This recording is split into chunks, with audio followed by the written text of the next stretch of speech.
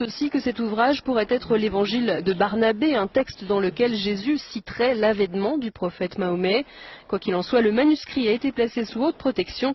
Il serait estimé à plus de 17 millions d'euros.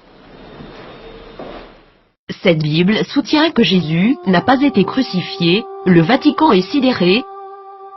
Cette Bible a été découverte et gardée secrète en 2000 et contient l'évangile de Barnabé, un disciple du Christ, qui soutient que Jésus n'a pas été crucifié, qu'il n'était pas le Fils de Dieu, mais bien un prophète.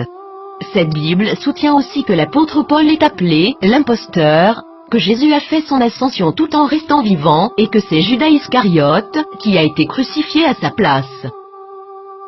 Authenticité selon les rapports, les experts et les autorités religieuses, à Téhéran, insistent sur le fait que le livre est un original. Il est écrit avec des lettres dorées, sur du cuir relié et il est écrit dans la langue araméenne, qui était la langue parlée par Jésus.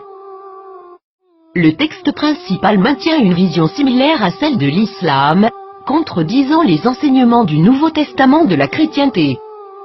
Jésus a aussi prédit la venue du prophète Mahomet, qui a fondé l'islam, 700 ans plus tard. Plusieurs croient que, durant le concile de Nicée, l'Église catholique a choisi la forme qu'aurait la Bible, omettant l'évangile de Barnabé, parmi d'autres, et favorisant les 4 évangiles que nous connaissons aujourd'hui.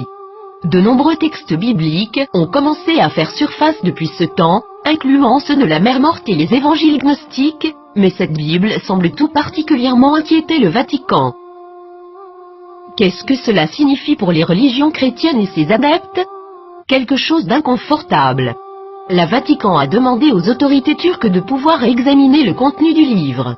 Maintenant que ce livre a été découvert, accepteront-ils cette preuve? La nieront-ils? L'appelleront-ils un mensonge musulman, comme l'a fait le magazine Truth en 2000?